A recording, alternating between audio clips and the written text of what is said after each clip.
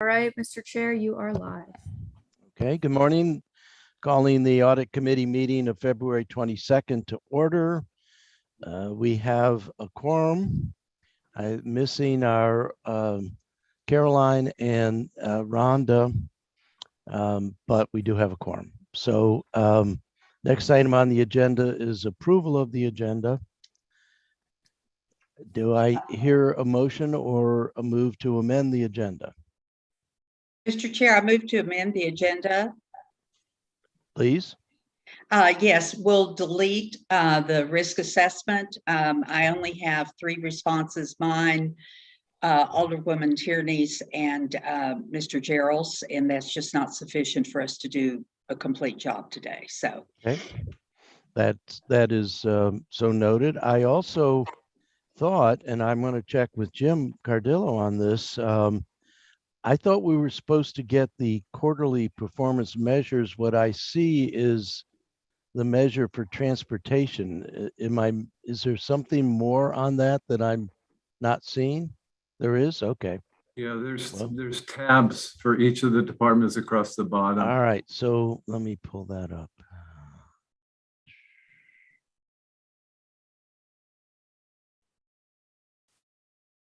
Oh, I see, it's down. Okay, all right.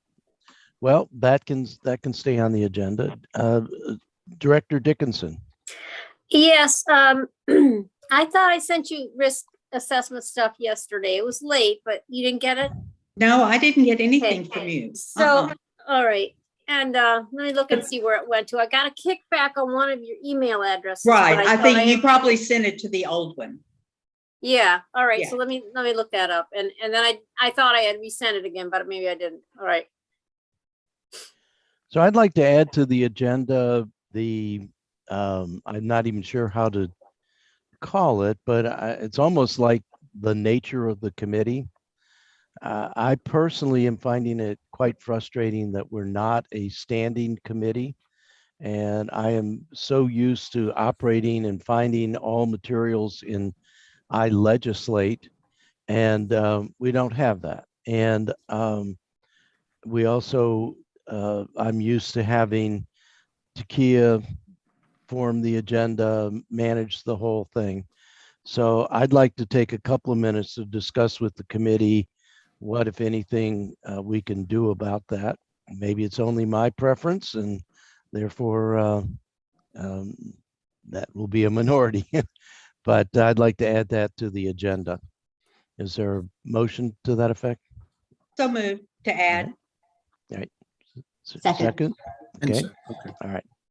Okay. With that, we will vote on the agenda as amended. All in favor of accepting the amended agenda signify by saying aye. Aye. Aye. Ayes have it. Okay. So now we go to approval of the minutes, which Kim said are on their way, but I don't think we have them yet. So we'll have to defer that to our next meeting. And that takes us to reports from subcommittees or members. We've deferred the discussion on risk assessment process, so we'll move to the quarterly performance measures, which I have clearly just exposed. Other than looking at transportation, I haven't looked at this.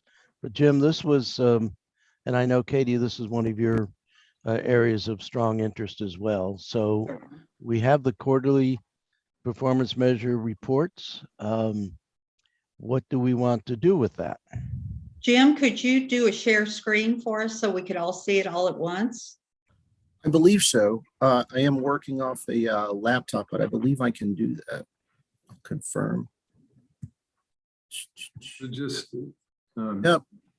Chairman Arnett, if I could just give a little bit of background on where we are on these. Please. So the document that you see is kind of a mix. Most of the departments have at least the first quarter's results. A number, probably at least half of them, or about half of them, also have the second quarter, which ended at the end of December.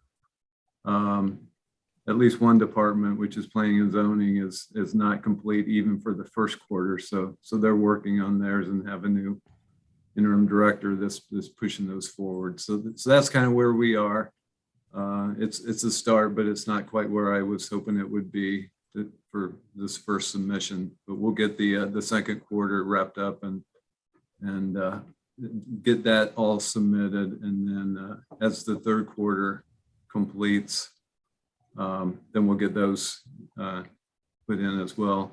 So some of the departments have them broken down by months, and then roll them up to the quarter, and some of them did them just by the quarter because they make more sense to not have them broken down. So that's where they are. I think it's a standard format, at least for the document, for the sheet that each department's working on.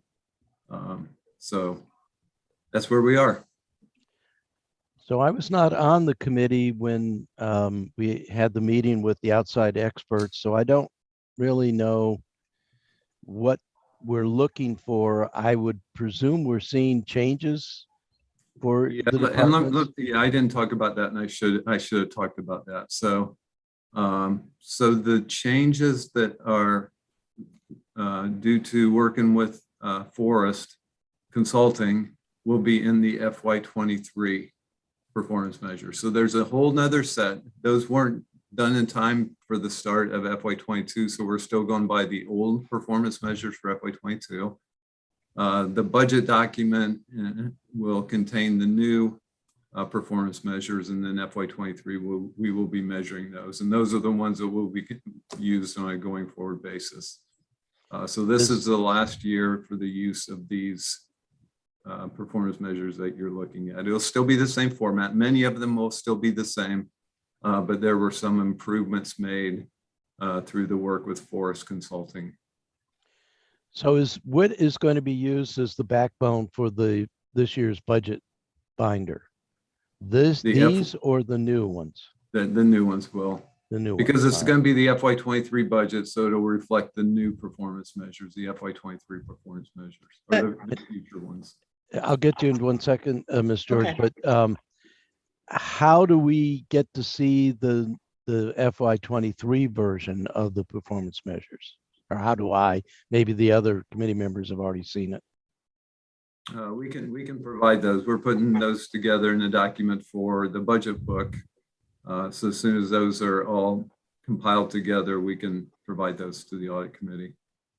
Okay. Ms. George? Thank you, Mr. Chair. I have a number of questions. I guess, first of all, I believe that we had agreed that one of the tasks of the audit committee would be to monitor the consistent and timely reporting of performance measures. So I'm extremely concerned that we have one department that has not even reported for first quarter. We have half of them, I believe you said, David, that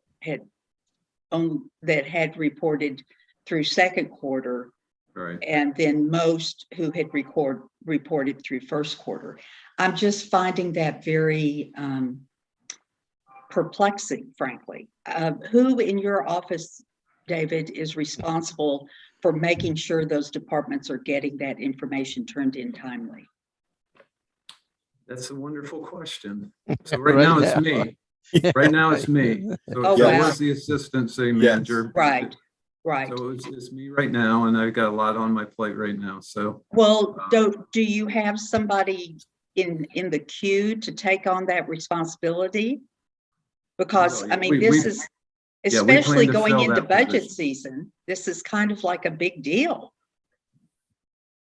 I don't Actually, disagree, unfortunately, Katie. Yeah. unfortunately, it's not a big deal, and it should be a big deal.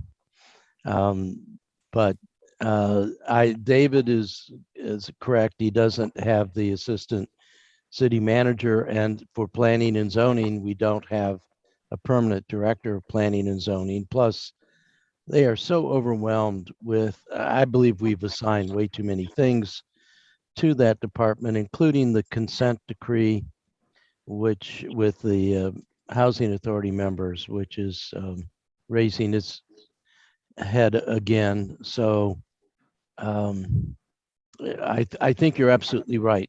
These performance measures should be the backbone, the hallmark of our management system. and our accountability system. And as I've said to department heads when I've spoken about it, it is their time to really impress us. Our departments do a lot of things, and they do them largely extremely well, and the rest of the time very well.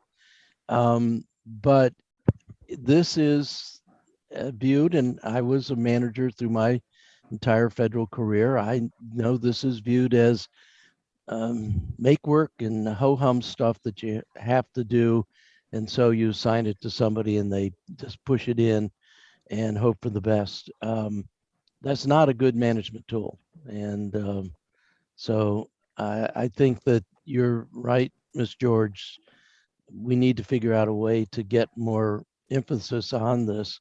But when you have a city manager who is daily drinking from a fire hose, and I can tell you, and Alderwoman Tierney can tell you that we just have so many things going on in the city that are quite overwhelming, each in their own right. And this is just not yet a priority. And I think it is the function of this committee to figure out a way to make it a priority and possibly figure out a way to make these documents look very cumbersome to me. Quite frankly, I think some of the smallest departments have the most different goals and objectives. And I think that this ought to be pared down so that it is a more manageable system. But that, I assume, was going to come with time and possibly with some more outside consulting expertise. Yes, please continue. Thank you, Mr. Chair. And I guess the second part of my inquiry is we're talking about the new measures that Forrest helped our departments come up with. And I'm thinking for the budget process, the upcoming budget process, all we're going to have with the new measures are the targets for FY23, right? We'll have the completion full year from this current year, and then we'll have the targets under the new measure system, or am I just got that completely turned around? No, that's correct. Okay. We'll have the targets, and for the ones that didn't change, of course, we'll have Sure. the actual data for those. Yeah. Okay. Yeah, which is probably, at least 2/3 of the measures didn't change appreciably. Okay. So, Okay. Yeah. Okay. So, Jim. Thanks. So I guess as an oversight committee, I think one of our tasks here is to look at this and say, have the departments produced measurable goals? What there's that acronym SMART, specific, measurable, actionable, achievable, relevant, and time-based. So SMART. Are these goals, in accordance with what was the expectation when they first prepared the performance measures? So that's question one. Question two, are they making progress towards these goals? And then the third question is, what do the departments need? If they're not making progress, what do they need to either revise or change their work in order to achieve the goals? So 3 parts. Before you answer, or someone answers, can you go over what SMART is again, Jim? That's new. I'm sorry. It's an acronym. It's specific. So is the goal specific? 2, is it measurable? So I just happen to be, let's just use emergency management, right? So the FY20, I think it's FY22. So the goal here says build a robust level of preparedness and recovery to ensure the city's ability to adapt to changing conditions and to withstand disruptions in the aftermath of a catastrophic incident. So does it meet the requirements? Is it S, specific? M, is it measurable? A, is it achievable? R, is it relevant? And T, is it time bound? Is it something that's ongoing, or is it something that has a specific end to it?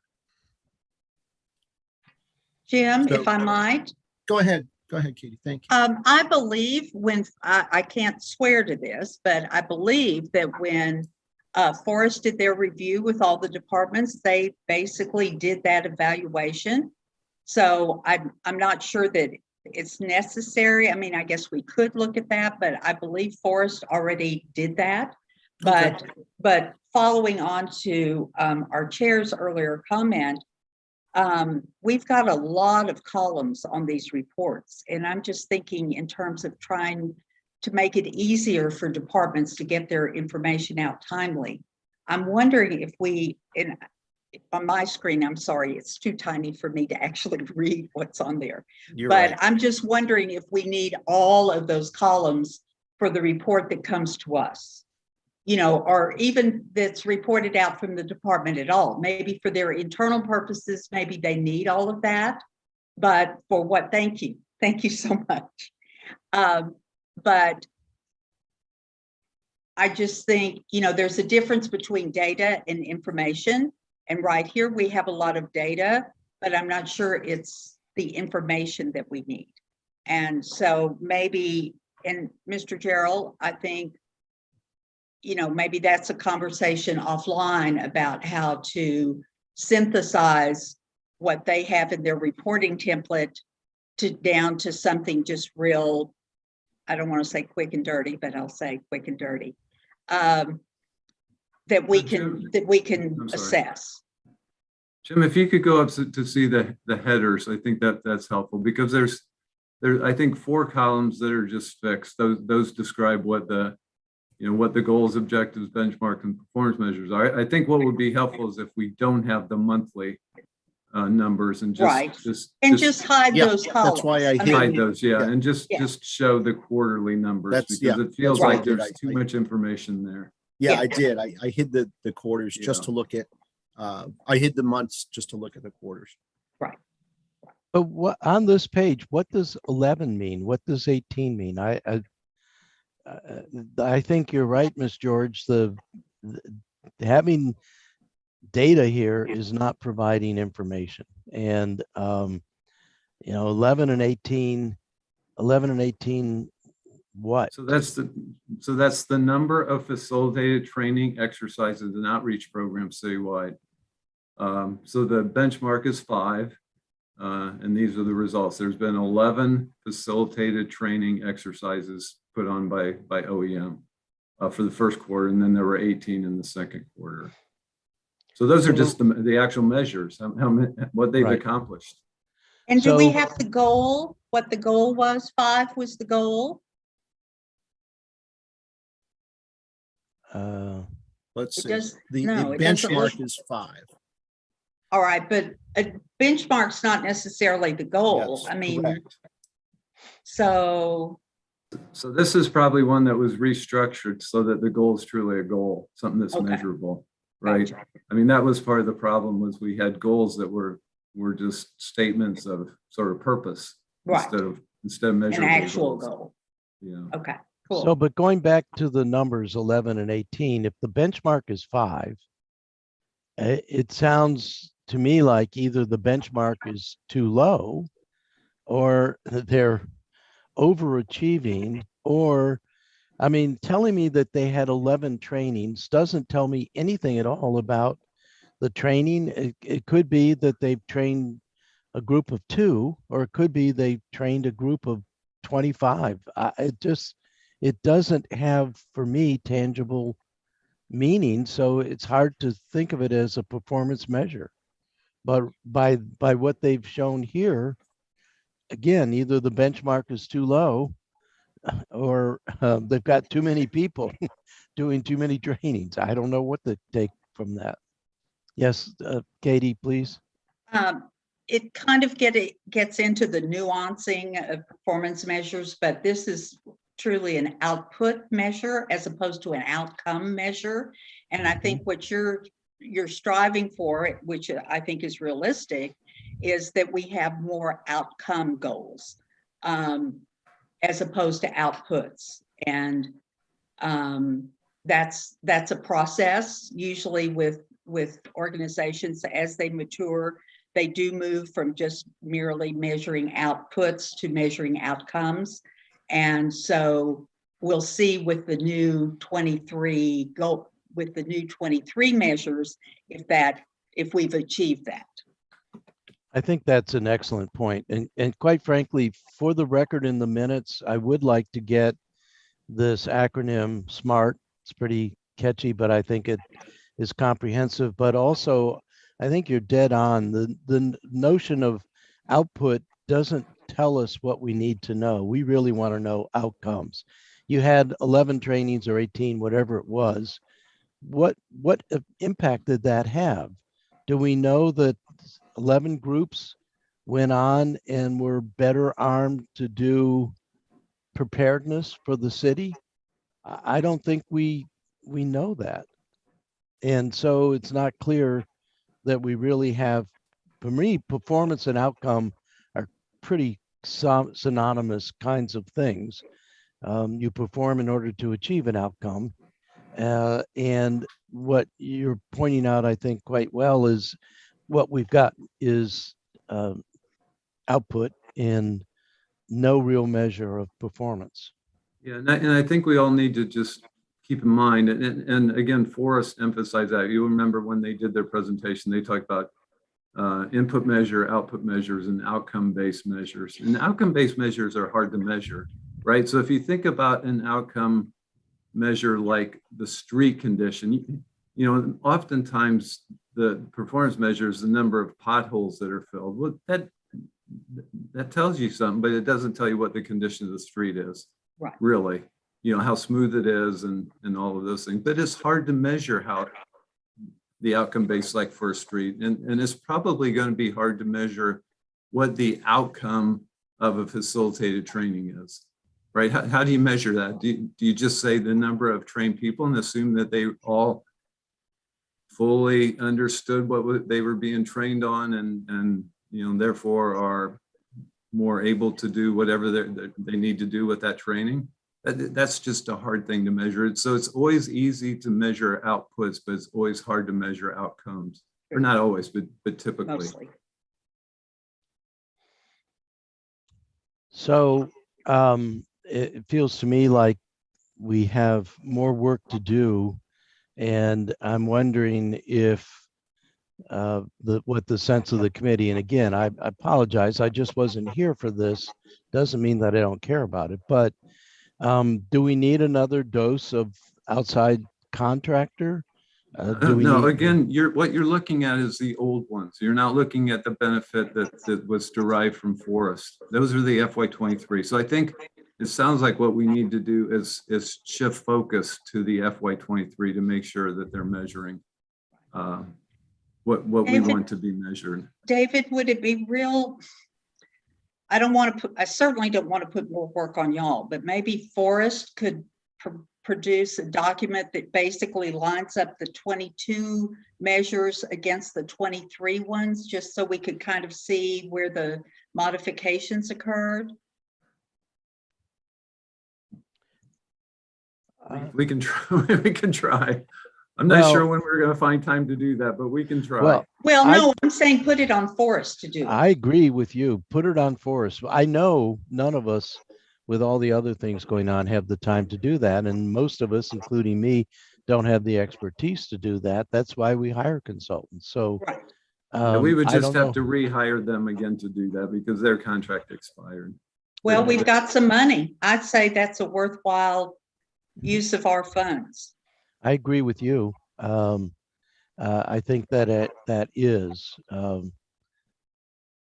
but I don't know. I mean, does that mean that we have to go through the whole procurement process all over again? No, but somebody's gonna have to put together a scope of services.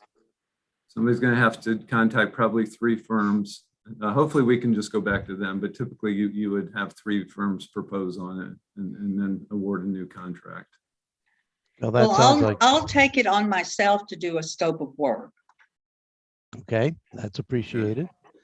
But we're talking a year from now, right? I mean, the way procurements go.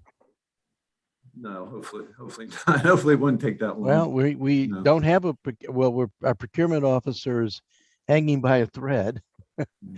We don't have a new one in the works, do we, Director Dickinson? I have made an offer. I have not received any acceptance yet. And I think we probably have a few other things in the queue for that person. Well, here, I've got a thought. This is a pretty, like a couple of hours worth of work on the part of Forrest. It's not a big process. Do we have a threshold under which we don't have to do the full procurement process? I think it's $500. Jody, isn't it $500, below $500 that we can go back to them? We have a very small purchase, a quote, small purchase threshold, but I'll have to talk to Brian Snyder if there's a way, if you're trying to follow up on a project that's Right. already been done, we may Exactly. be able to justify a sole source and go Yeah. back to them because they were involved with it from the beginning. My Right. concern is that because some of them were revamped so thoroughly, you might not even have a comparable set. It's gonna be Right. hard to kind of line them up. So that I'm not sure what the product is gonna look like. But Well, I I don't think, know that we- I think they're, I doubt that this is the first time they've been asked this question. So I think they would have a way of presenting it where they would say, these are the ones that kind of sort of match. Here are ones that are entirely new. You know, here are the ones that were deleted. Here are the ones that are new. So Yeah. I don't think we're asking anything that's that complicated. And frankly, I think they should be able to do it in 3 to 4 hours. So whatever their hourly rate is times 3 to 4 hours.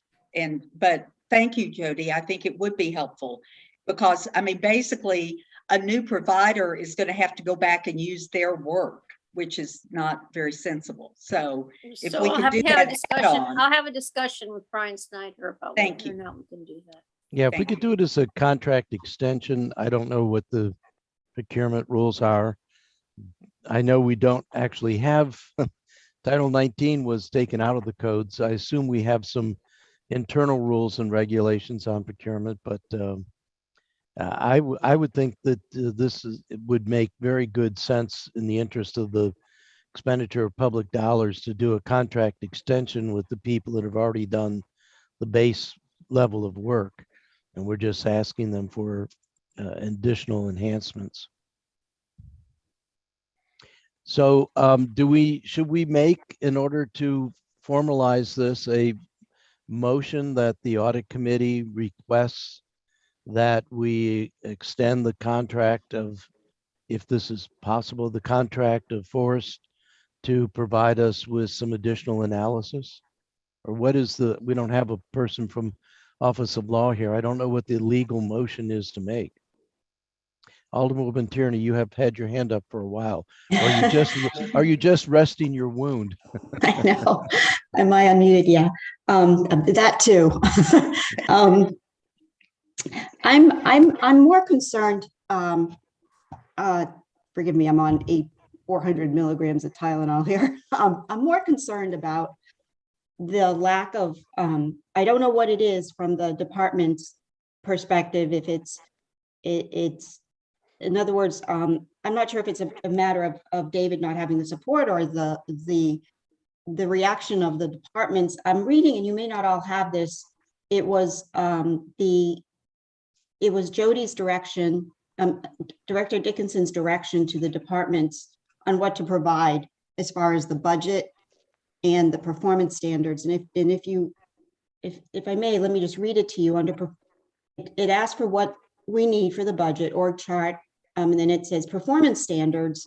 It's kind of clear, except the part about what they need to submit to the city council for resolution in February. That's per code. Apparently the city council has to review these yearly in a resolution. That part confuses me, but it says per section 2.60.030, which does read that that the city council no later than each agency and department for itself and its activities and programs shall file an annual statement of performance standards with the city clerk no later than January 15th each year. I mean, I don't even know if we do that, but it does say that performance data for the first half of fiscal year 2022, which is July through December of 2021, shall be provided for all performance measures. And also, please review and update your long-range goals and objectives. So they had clear direction somewhat. I'm just concerned on whether they understand that this is something that should be submitted in tandem with their budget so that their budget speaks to the performance measures. I mean, I always understood that this is something that is so much related to the budget. I mean, where are they deficient? Where are they inefficient? We don't know that. We don't have anything to speak to it if we don't have these in time for the budget.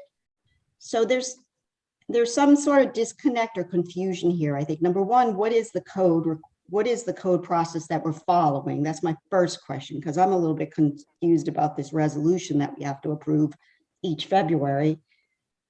And then also, what is the will of the departments? Do they understand the importance of these, or is it another, I think as Ross alluding to, another paperwork that they have to do? So David, can you speak to the process as far as the city council? Is that sort of a moot point right now? Those are great questions. I'm not sure I can answer those right now. I think the departments all submitted the information on performance standards, but I think they were based, because there's so much confusion right now between the FY22 and the FY23 performance measures. The pre-forest and the post-forest and how we measure and what we're using, and there's a lot of confusion right now. So since this is a transition year, I think that that's why we're where we're at right now. As soon as we transition over to the new ones, which I think are going to be more effective performance measures, because they benefited from Forrest working with the departments on them, things will clear up some. And plus, losing the person that was the coordinator of all this didn't help the situation out either. Oh, of course. So we're trying to catch up and get these done. The budget's going to include the FY23 and not the old performance measures, but we can certainly use these that we have measures for, have data for, to inform the budget. If there's areas that are grossly underperforming based on the performance measures, those should be areas that need to be addressed as part of the budget. How do we get more resources, or why are they underperforming? Yeah, I mean, I'm of the sense that yes, the data from before is good, but it's kind of for lack of a better word, it's kind of a mushmash compared to what Forrest gets it. They understand this is the path forward and somehow marrying up to the budget. So I would definitely, less is more, I guess I'm trying to say. And if we have let's focus on the post-Forest, and they're going to need some prompting to get that done, and then we'll see what we have by budget review. So Ellie, if I can follow up, and then I'll get to you, Jim. Ever since I've been on the council, which is now 15 years, and I'm assuming before that, there's always been a performance system. It was Excel when I first got here, and it was always the backbone of the budget. So it's been clear from the get-go that the performance measures were meant to inform the budget. At one point, we went to a performance budget, which was humongous, but it actually tried to come up with outcome measures where you could have metrics that would allow you to compare one unit of output from fire to one unit of output from finance. And it was cumbersome. We actually had to get a 4-hole punch because it had to be in big volumes, and it sort of died of its own weight. But again, the whole reason for having this associated with the budget is so that you can understand needs for budget allocation or reallocation. And with these so far, I don't know how anyone can look at it and say, gosh, we really have got to rush more funds to uh, emergency management, or we're overfunded relative to the bang for the buck in fire. And this is clearly not where we are with the system so far. I suspect, being the former bureaucrat that I am, people don't really want that measure. That would mean that real budget decisions would be made as opposed to just extending the budget from last year and adding a growth measure to it. But really, the whole purpose for doing this is for management, and part of management is reallocating budget to fill the breach where you need to, or to pull back where you're spending too much, or you're doing more things that are really necessary for the mission of the city. And of course, mentioning the word mission and vision and things like that, since we don't really have that, I don't even know how we decide whether we're meeting our mission of the city or fulfilling the vision of the city. And that's all left at the strategic plan done from 2012. But I think we're really talking about the fundamental reasons for doing these things right now, and I don't think we're, if you will, measuring up to meeting those goals. So I think Jim had his hand up, and then Katie, to continue. Thank you, Ellie. I think you've taken us down a productive line of discussion, and I think it really is at the heart of why are we doing all of this. Yeah, you know, I was always a fan of like, let's not have a so what presentation, you know, Right. present all this stuff Yeah. and then it's like, so what? It has to Exactly. mean something. Jim? Thank you. I think one of my concerns is this. Regardless of whether these goals are in line with what our consultants told us, I think what is concerning for us as an oversight committee is I think Katie mentioned it earlier too, is the level of compliance with the activity and the city's ability to monitor that compliance. I think for me, it's concerning that the state of compliance is not very good. Here we are, you know, well into the third quarter of the year. We've got 2 quarters down and we're well into the third quarter, and our compliance is kind of weak. And I understand the burdens that it places on city staff to complete this, but this would be in line with one of the key functions in each department, so that their ability to monitor and track this would be important. So as an oversight committee, I would like to see better compliance. And actually, might this not be a risk assessment area? I mean, are we not risking being out of compliance? Yes, Katie, please go ahead.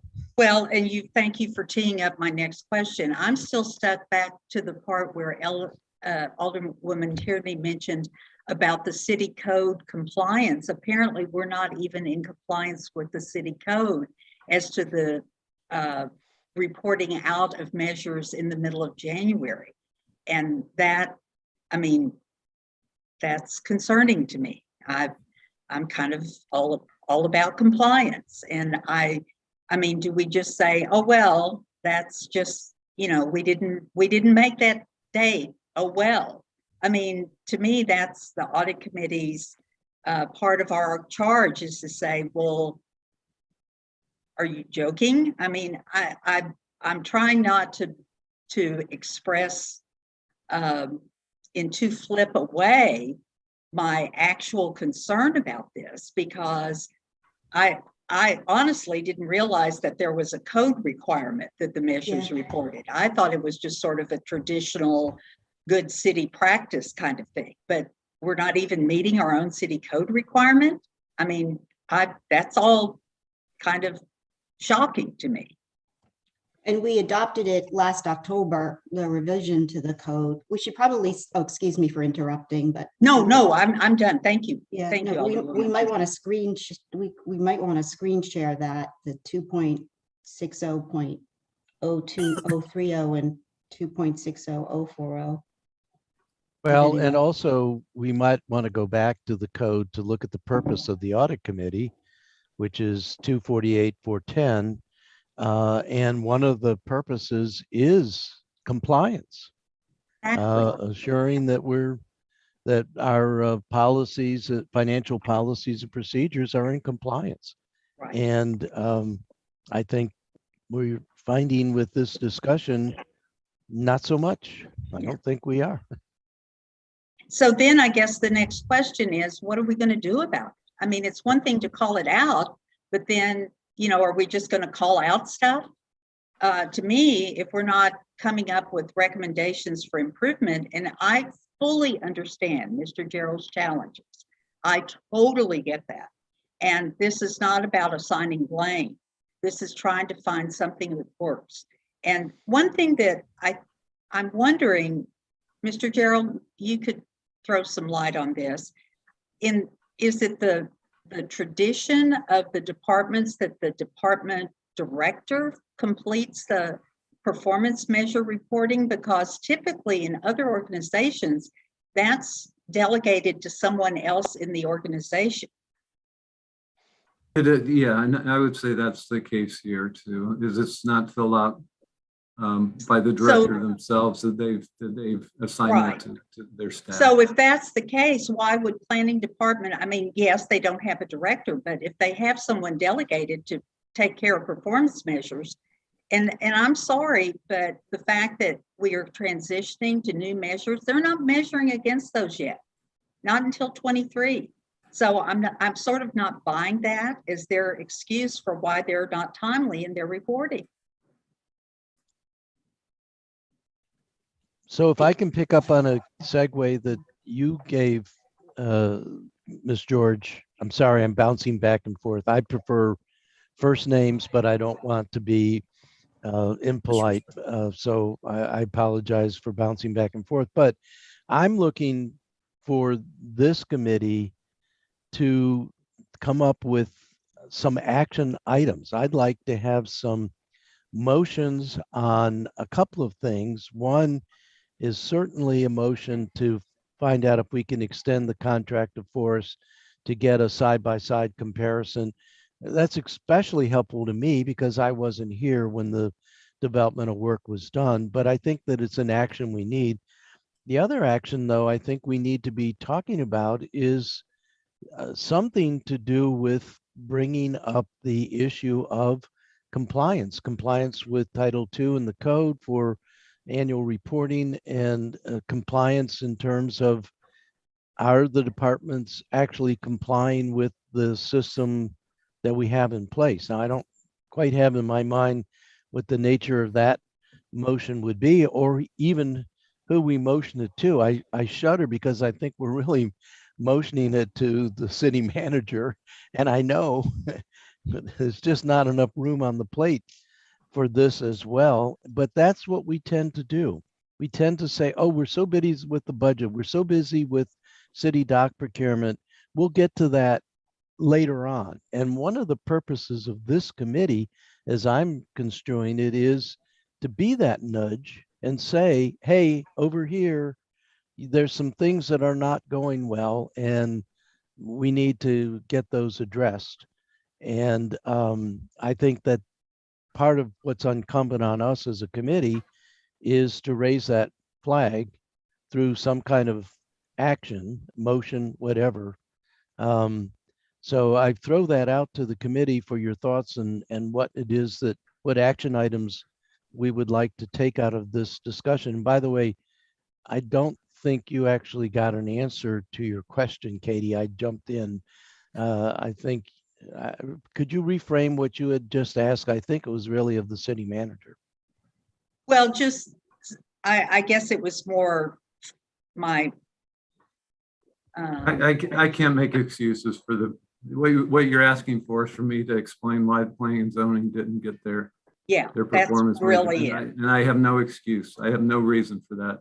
I can tell you that it needs to be the directors that take charge and get staff to do it. So by having a gap. And it's not one person in each department that does it. Usually it's, if you have divisions like they do, it's assigned to each of the different divisions. Like Public Works, the input comes from about 5 or 6 different sources to the Public Works Administration. So that's the way it's set up in planning and zoning, I'm sure.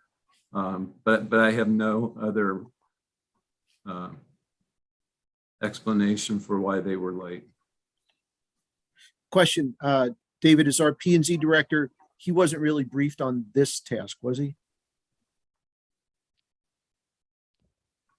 Yes, yeah. I mean, he didn't participate.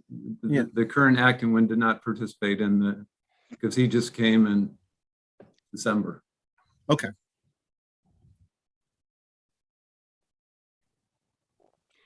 A question.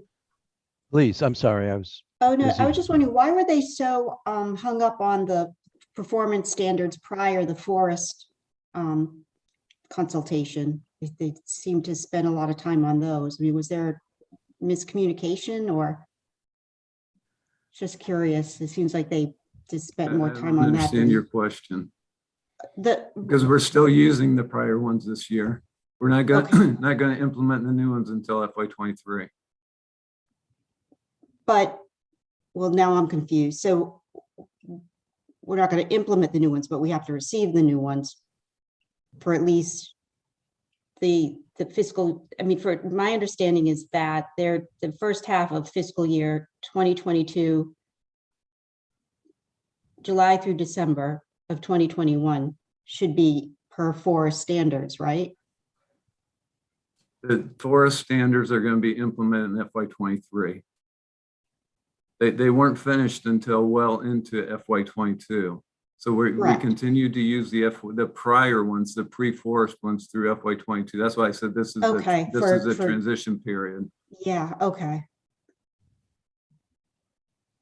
Yeah, I'm wondering if that was not a good decision just because they spent so much time on the old ones, but I know, yeah, okay. And attribute that to me too. Thank Oh, you. what? No. No, but also, again, this document that finance sent out, there is, not to defend the departments, but there is a lot to do at budget time. One other variable, I'm not defending them, but is that there is this transition also to open.gov format, which is really being pushed. So that's pretty time consuming for them in the budget. And then also the variable of not knowing the impact of union negotiations, et cetera. So there's a lot there for them to do. So yes, they do need to be pushed, and that does come from the department head, I would think. when the committee did the work before with Forest, I'm pulled up HR and I'm looking at the basic categories. Oh shoot, I've got 2 computers going. So under their goals, was there any discussion of the basic goals for each of the department, like HR's is ensure city workforce is highly qualified and diverse, recruit and retain and engage employees through competitive and comprehensive. Was there any analysis of these? The third one was ensure city workforce is well-trained in best practices. The first 2 feel to me like they have some overlap, but did Forrest even look at that, or did they look beyond the goals and got into objectives and benchmarks and performance measures? They started with the goals and then worked all the way through. So the goals, obviously are the most important because that's what you're trying to get to. So they started with the goals and then objectives, benchmarks, and then worked through from there.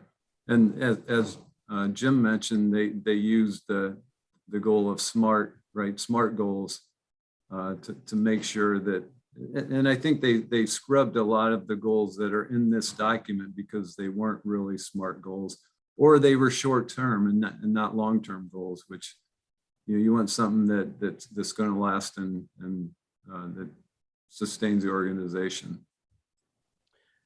So I'm actually looking at this spreadsheet. I don't even see Parks and Recs on here, but I remember, and I actually have it in hard copy up here. There were an incredible number of goals, and then there was a subset that went to the harbor master with even more goals.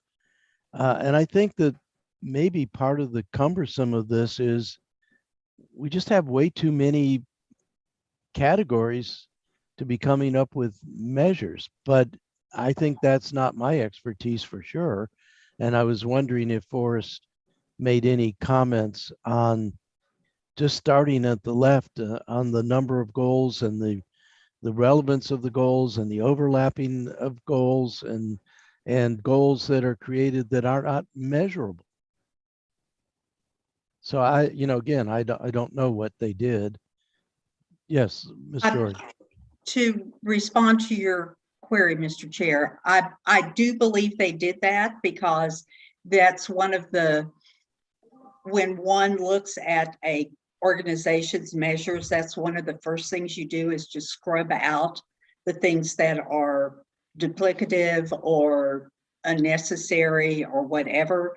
And I think I almost remember them saying out loud, there are a lot of goals here.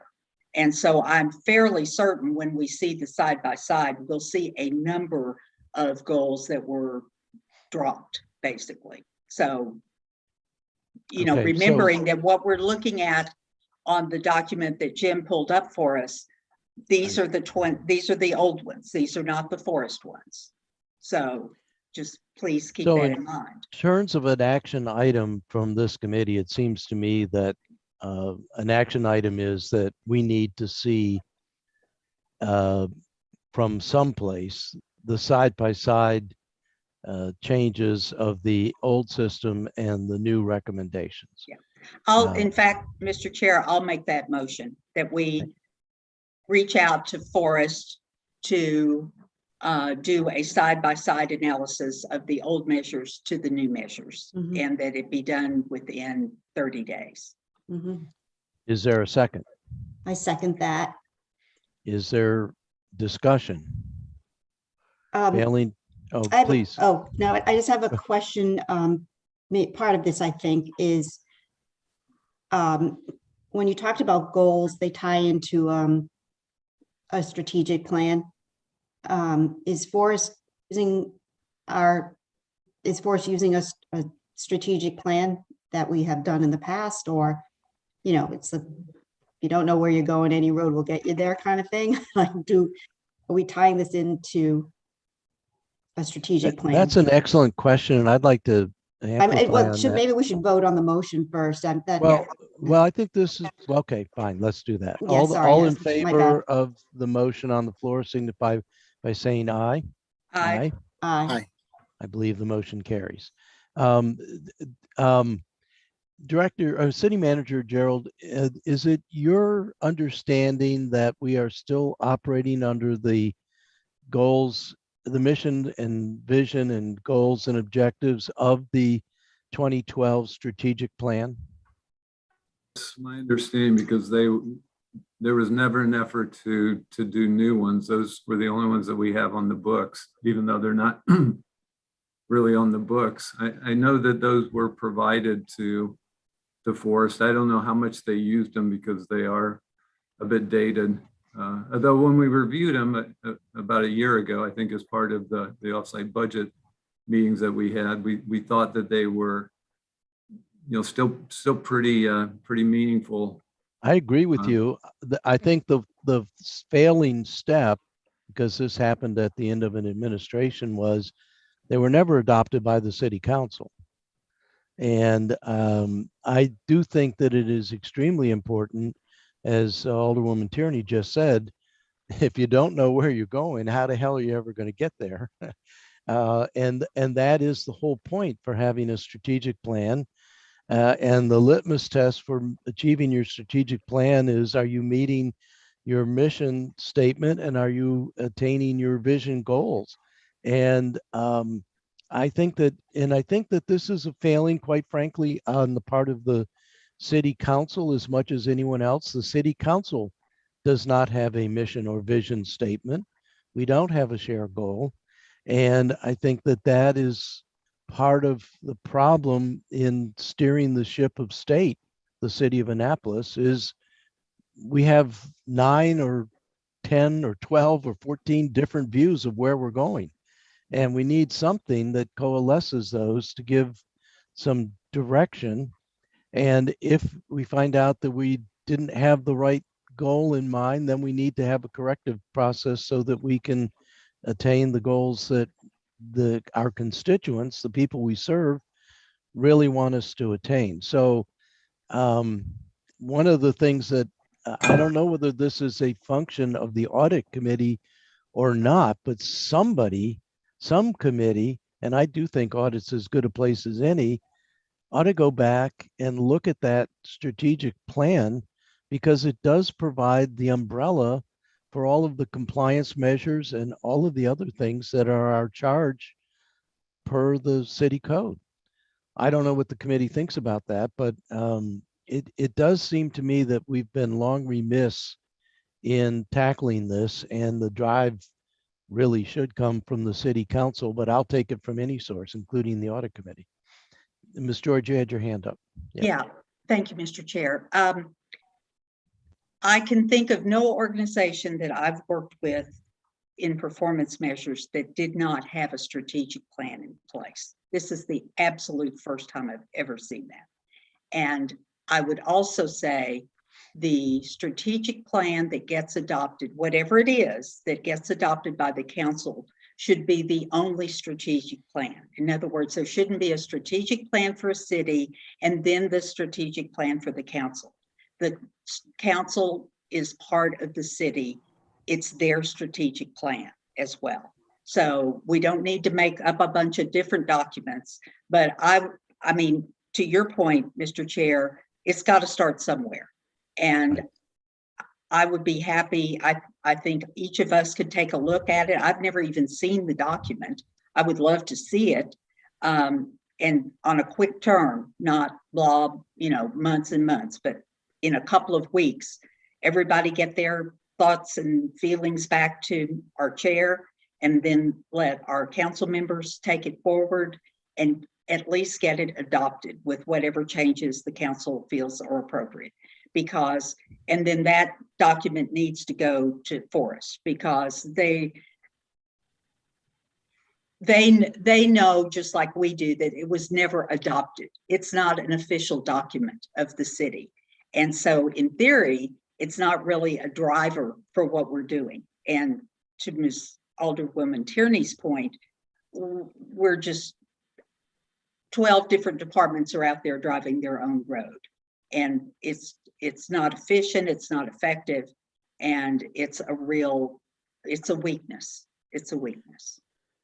So I would propose two things. One, I have it in hard copy. I do not know if this exists in electric form. And it's actually quite a robust document. It also includes a dashboard for current measures that would be available to everyone, citizens and members of the administration and council, all alike. But I don't even know, perhaps Hillary Raftovich, because she was here when that was done, could be, David, could we ask Hillary or whoever you think is appropriate Sure. to? Yeah. Yeah, and I'll And check I- my files too. I was here at the time, so I'll check and see if I happen to have any files on that too, but I'll check with Hillary. Yeah, I pray it's in electronic form. If not, we'll have to get hard copies made. And I propose that this be on the agenda for the next audit committee meeting for initial discussions, at least get committee's reaction to this strategic plan. And then I think Ellie had her hand up, and then Ms. Okay. George. Yeah, maybe I missed the answer to this. I know I learned this from Ms. George, that about the strategic plan being the guiding document, but so did Forrest have this, or what did Forrest have to develop performance measures? my understanding that it was provided to them. Okay, Um, okay, But I wasn't, yeah.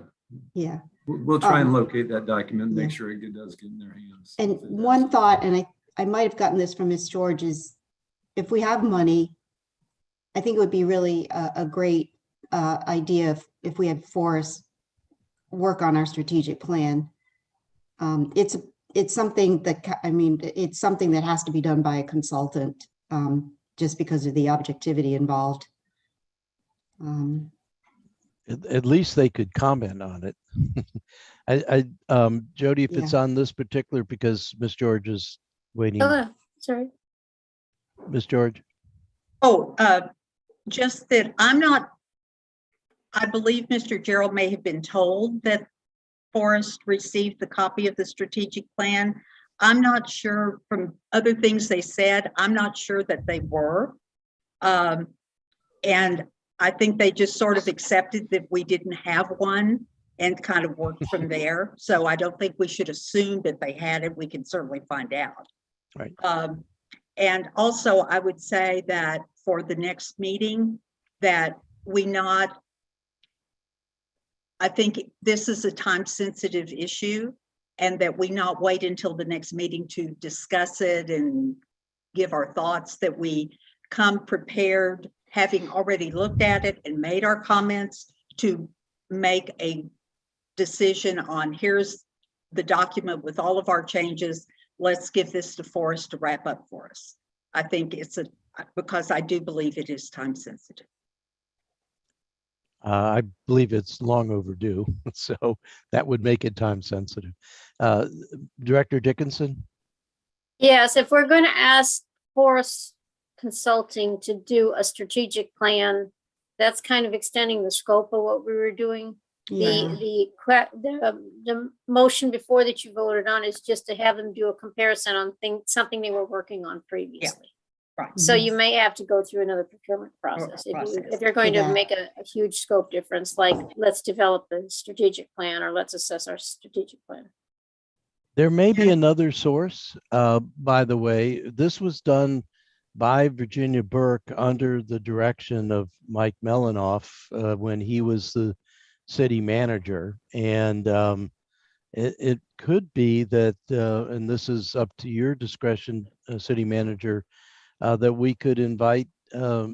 Melanoff to come. He also may have this in an electronic format, but he could come to the next audit committee and talk to us about this. Yeah, Well, I and agree. possibly as a volunteer, he could, with all of our input, he could just take it and refresh, so that we don't even have to go to a consultant and have them do the whole process. If we feel like there are not that many substantive changes that need to be made, then maybe we don't need to take it all the way out because that really would extend the timeline a lot. Yeah, I think you're right. I think the committee members ought to see the strategic plan. I also think that City Manager Gerald is correct. It is surprisingly timely and relevant. It was actually a fairly robust body of work. It just came to the council late, and it was done without us really participating, and it just got left on the floor at the end of a term. It's not that it wasn't a good document, and it also had that dashboard, which I think is a fabulous idea. But the strategic plan itself is not a good idea. It's a must, as you pointed out, Ms. George. So we need to try to get that to the committee members as soon as possible, and we will put it on the agenda for the next meeting for discussion. I'll leave it to the discretion of Mr. Gerald whether we invite Mr. Melanoff to come or not. He also is probably busy doing budget amongst other things, but the planning and zoning has a billion other things on their agenda. But I think it would be worthwhile. I know Mike really is someone who thinks a lot about management, good management processes. And I think it would be worth hearing from him. But again, I'll leave that to city manager to decide.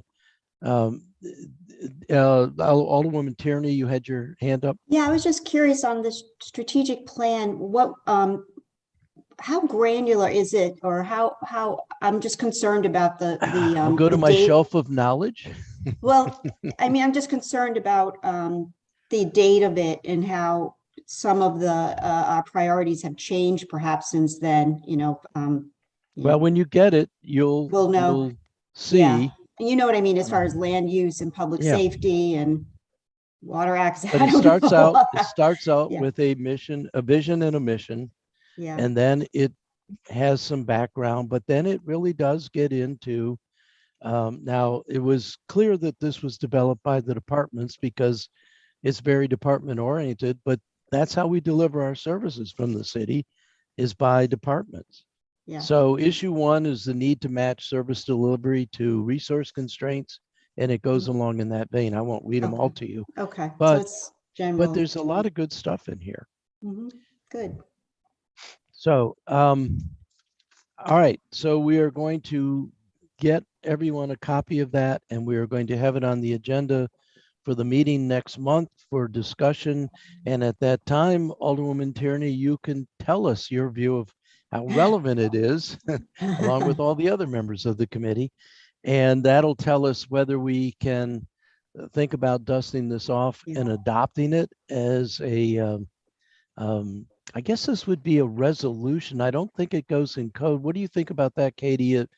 Do the strategic plans go in code, or which would mean it would become part of one of the titles, or is it more a matter of a resolution from the council adopting it as a matter of policy? I will have to ask the Office of Law that question too. Yeah, I think the Office of Law I would defer to them for their opinion. Just my personal opinion, and based on what I've seen in other environments, is it would be a resolution. And what that gives you is the ability to update it and freshen it as the tides of opinion change. If you put it into code, then it's in the code. So Well, but the code, as we well know, gets well, changed apparently, yeah. every other week. So I'm not sure that's the issue. The real question is, I'll have to look at the code to see if there's actually even a place, and maybe it belongs more in the charter than in the Yeah, code. honestly, it probably belongs in the charter Right. because So- it's supposed to be the guidance for everything that's done. So it would logically reside there. Okay. So for the record, we are going to, at the next meeting, talk about or get an update on where we are in terms of getting a side-by-side comparison of the performance measures. We're also going to be discussing the 2012 Annapolis strategic plan. I would like to put on the agenda for the next time. We're running long here, but I'll just give you briefly my sense that it is problematic for me. I'll let Rhonda and Ellie speak for themselves, to not have all of this committee in iLegislate, where you can go get the agenda, get the meetings, get them all very conveniently. And that is like all other standing committees on the city council are run. The other model is like the way the FACT is run, but the FACT does not have city council members on it. It is an external body. It's a body that I believe has served the city long and well. I love the FACT. I go to the FACT meetings. They really are a guiding light for the city, but that is a different model. That's not the model that's in code. And I think that I would like the committee to have some discussions about the fundamentals of the finance of the audit committee. Make that go away. Because I'm quite frankly groping, being new to this and immersed in it. I just don't think we're constructed in a way yet that makes us as effective as I believe we need to be. I think that the fact that Ellie reminded us of something in the code, was that in Title II or Title VI, Ellie? The Title II? Yeah. I'll have to go back and look at that too, but 2.60. I don't feel like I know yet have a firm grasp of what it is that we're about and supposed to do. And I think that at a minimum means I might not be as effective as I would like to be as chair of the committee, but I think more importantly, I think it means the committee might not be able to be as effective as it needs to be. And I was one of the co-sponsors of the legislation creating the committee as we wanted it to be. So I would really like to do that with the permission of the rest of the committee, do that kind of soul searching mission at our next meeting and probably ensuing meetings. Yes, Miss George. Well, it sounds like we already have a full agenda for next time. So my question is, what are we going to do about a risk assessment? Because we're running out of time. If the whole point of doing a risk assessment is to inform ourselves about where we need to spend some audit dollars this year, and our year is running short. But let's just say we had that on our agenda next time. And from that very compressed review, we came up with 2 things that we wanted auditors to do. Then we still have to put out the request for proposal. We still have to get responses. We still have to let the work be accomplished. And I just don't see how we're going to do that if we, perhaps, Mr. Chair, you're not fully aware of what's involved in the risk assessment. I thought I had given sufficient detail to indicate that it's a time-consuming process. I don't know if members would be interested in a special meeting just to do that, but it's not, typically it takes a half a day to do a risk assessment. I managed to put together something that I felt like we could do in an hour and a half, but we cannot do it in 15 minutes. And most importantly, I can't do it if I don't have everybody's input ahead of time. So a decision needs to be made today. Are we even going to do a risk assessment for this year? Is that something that the committee feels is an appropriate task for the audit committee? If not, then we'll just stop talking about it and maybe we can raise it next year. But I can absolutely assure you, we cannot request any audits be done without doing an audit, a risk assessment. We just can't. So first of all, let me ask Director Dickinson. I was under the impression that we have a pretty small budget. Is it 25,000? If we're going to be doing work with Forest, I've always thought 25,000 was a ridiculously small amount to do a meaningful audit, but you and Mr. Cardillo are the auditors on the committee. You tell me, but you're absolutely correct. I have no idea what is involved in doing a risk assessment. I've never been involved with one. It's not in my background. So you are correct. I would say that I might not be alone on the committee and sort of floundering about what this risk assessment business is and so forth. I actually had a sidebar conversation with Jim. Was that a couple of weeks ago, Jim? Trying to get my head around it. But I think we should leave it on the agenda to continue this kind of discussion, if not to pare down what risk assessments we want to prioritize. That's well, my the thing about risk assessment is you don't pick and the risk assessment allows you to pick and choose. You don't pick and choose what you put on the risk assessment. The risk assessment is global. Comprehensive.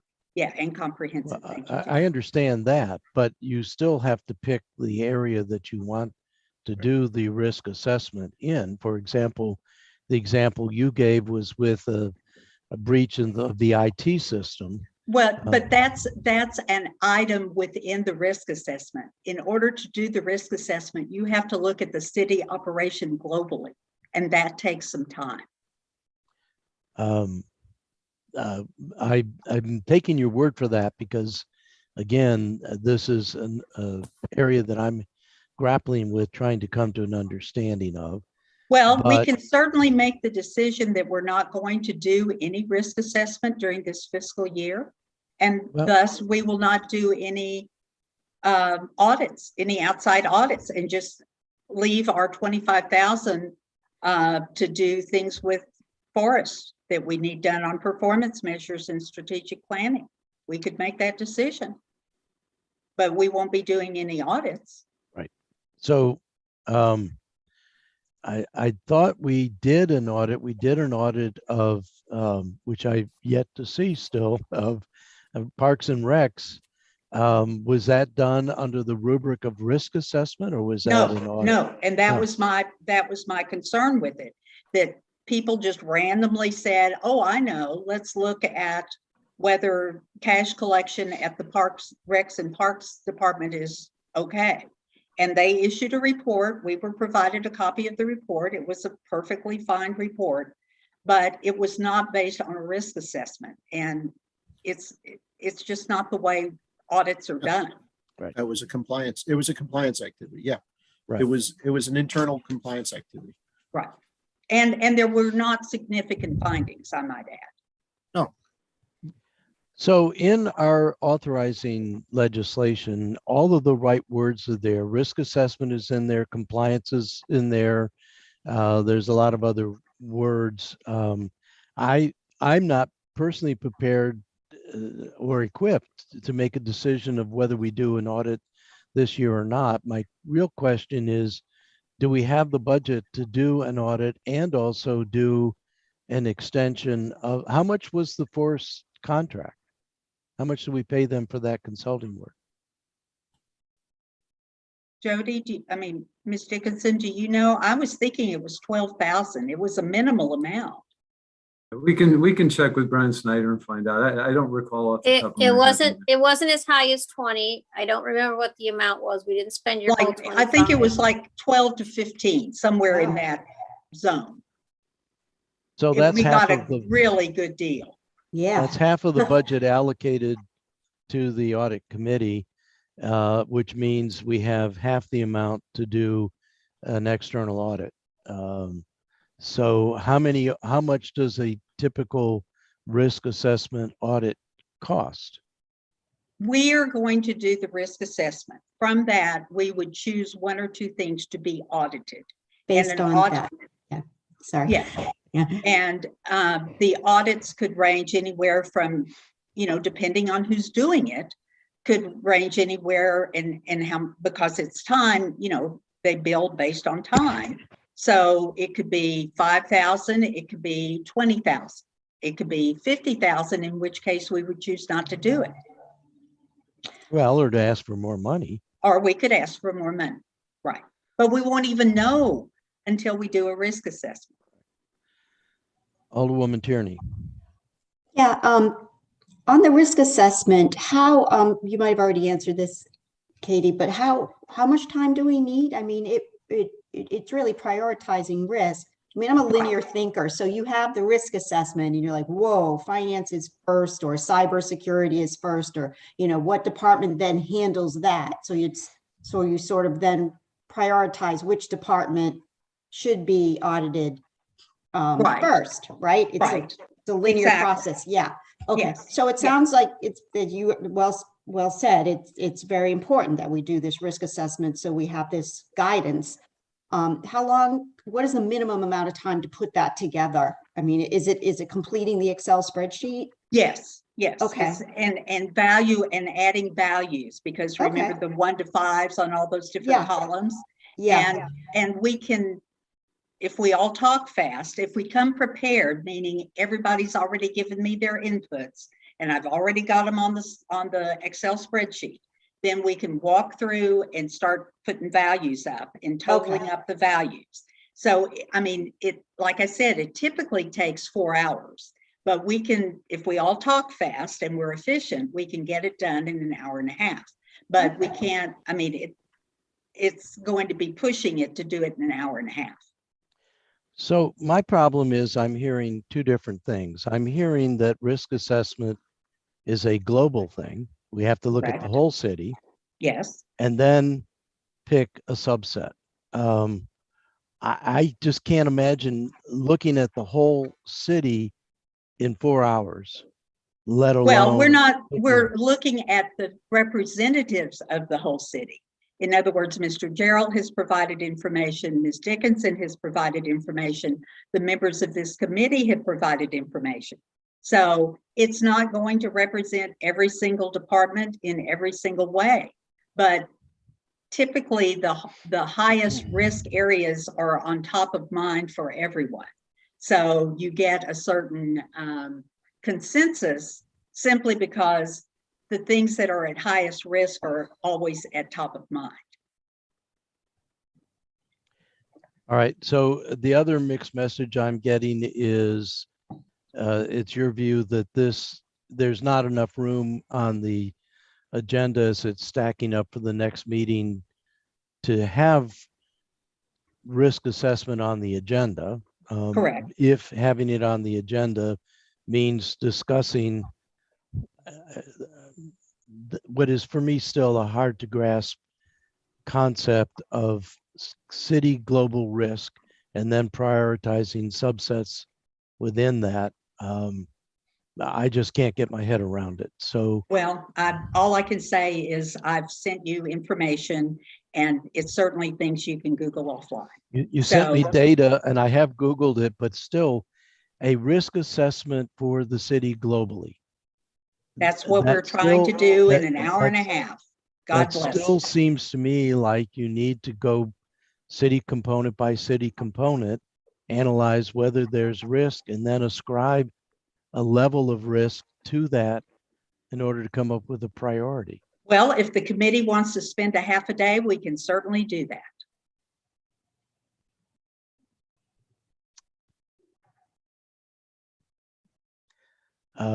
Committee, first of all. I think Jim Missing- has his hand up, though. Oh, Jim, I'm sorry. Well, Oh, yeah. I did. I was waiting It's- for the risk assessment discussion to come to a conclusion. Oh, Oh, all right. sorry. So Well, I think, Alderman, and I think we're trying to eliminate that whole big first step of looking at all the departments and calling out what we think are the worst by having each person list their 3 to 5 to 7 top risks. So we can really focus in on those instead of taking that really big global view, which would be very time consuming if we try to do that. Yeah, well put. Okay. And then we do sort of a force ranking, right? Right, Yeah, absolutely.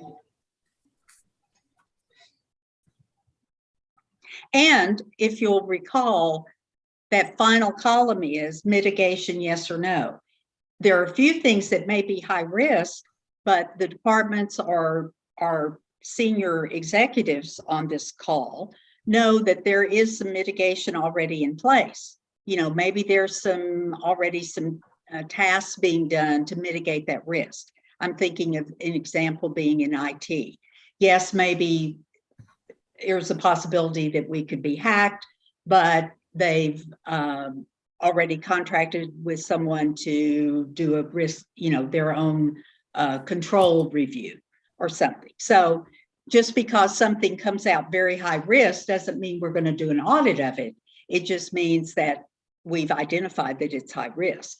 And it's also, I think, from a city council point of view, for those of you who are members of the council on our committee, you know, knowing what the problem is getting you halfway there.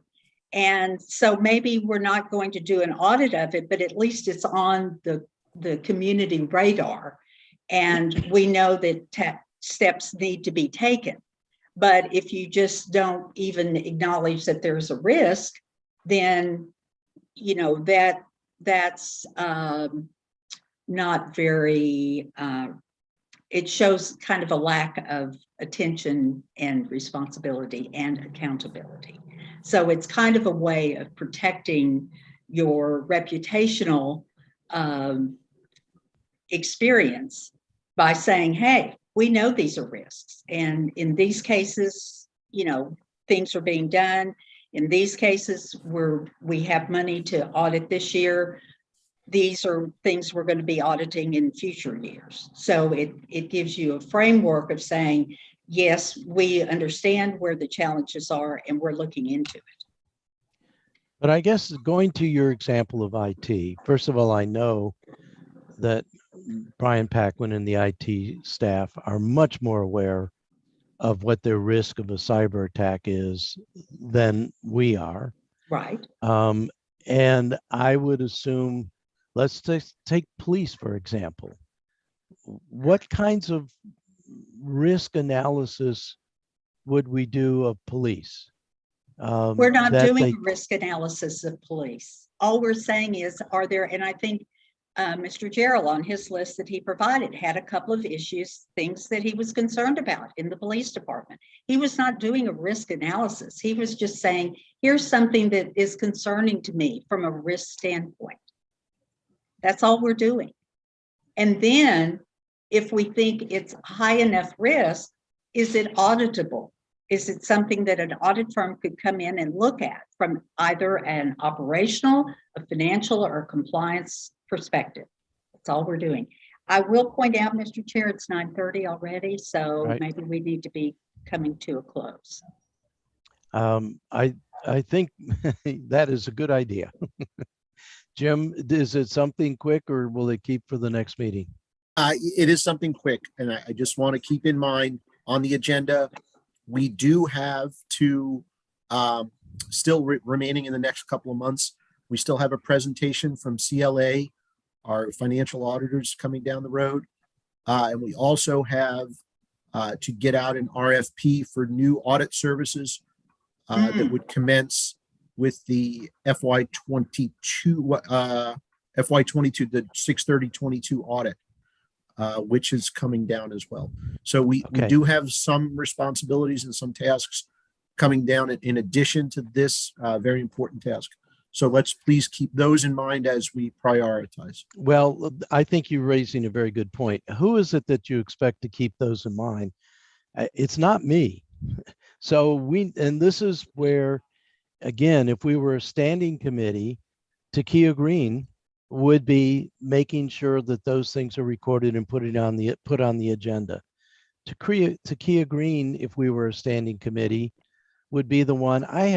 I will have to go back and search hundreds and hundreds of emails to relocate what David sent me amidst multiple emails every day of his risk assessment. There is no central pool for me at least, and I assume for the rest of the committee members to go to find all these pieces of information. Whereas as a standing committee, there is a person that gets that to us. So the I two feel your items that you frustration. noted, Jim, for the CLA and the procurement, and I think I got a call from them, by the way, yesterday, Jody, on the thing. Did I notice anything with regard to our financial stuff, but also the procurement for the external audit?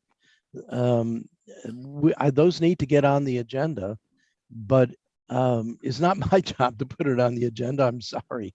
I cannot manage all of that. So I'm assuming that since Kim is listening, that she will put it on the agenda, but we've already heard in other meetings how overworked she is because she has a full-time job in addition to this. So, and another committee that she manages. But I just really feel that a lot of these things go off into the ether, and I'm really looking for a way that we can just fundamentally operate the rules of the road in managing our meetings and what's on the agenda and the materials that need to be provided to go on the agenda. And I don't think we're there, or at least I'm not there. So thank you for reminding us of those, Jim, and I hope, Kim, you captured that to put it in the minutes and get it on the agenda. Yes, Madam Director. So as far as the RFP is concerned, I've got it drafted. I'm gonna take one more look. Is there anyone on the committee that wants to look at the RFP before it goes on the street? Jody, I looked at it. I saw nothing to be concerned about. Okay, anybody else? Did you see it, Katie? So, I haven't But seen it. I but defer to Jim. I defer to Jim. I defer to Jim. all right, so then there's no need to put it on the agenda until we Good. get it on the street and we've got responses back. So that can be, that's probably gonna be May-ish, maybe even June, Can you, depending on how long we keep it out on the street. can you send it to us though? I mean, I just want to see. Yes, I will. what's in it, Yes, but I will. I would have And, no expertise on that. the audit is, we're finishing it up this week. We just got the partners' comments on Friday, maybe Saturday, I'm not sure. And so we got Julie's gonna have to wrap that up this week and issue the financial statement. Once they do that, they can come to the committee at any time, except for, we usually like to do the single audit with it. The single audit's not done until the end of March. So we usually put that on the agenda April or May for the presentation. And Kim is taking notes, and if, I'm sure she's keeping notes of what you want to go on the agenda and when, and the committee has to instruct her as to if they want something distributed, what to put on the agenda. You're gonna have to give her specific directions, but she is the staff person for this committee. And she serves the same role that Takia does. So if you need an agenda item, the chair is gonna funnel all that to her and say, we need to get this on the agenda, we need to get this on the agenda, and which months, which meetings.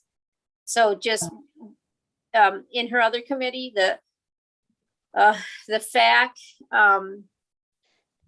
Fred Sussman is, he regularly corresponds with her as we're getting set for a meeting, like 2 weeks out from the meeting, he starts telling her, asking about agenda items. So it comes from the chair to Kim, and Kim is responsible for that. Right.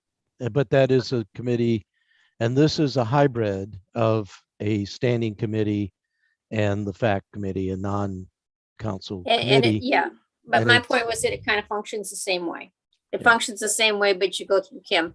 Now, we don't keep a repository, although I'm sure in the folders and files that she keeps for the committee, she's got the documents we've circulated before.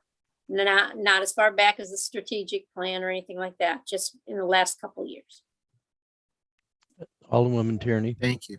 Yeah, I can help you with this, Alderman Arnett, if possible, but I think, or looking for advice here, maybe restructure the agenda so that we keep it sort of like Roman numerals. One is our auditing, and then the performance measures, and then the risk analysis, so that we don't lose, the process on each of those components. Any comments there? I mean, those are the three, if we want to proceed on those three initiatives, right? And I guess we have to agree on that first, but risk assessment, Well, I think performance measures, and then there is some and then debate.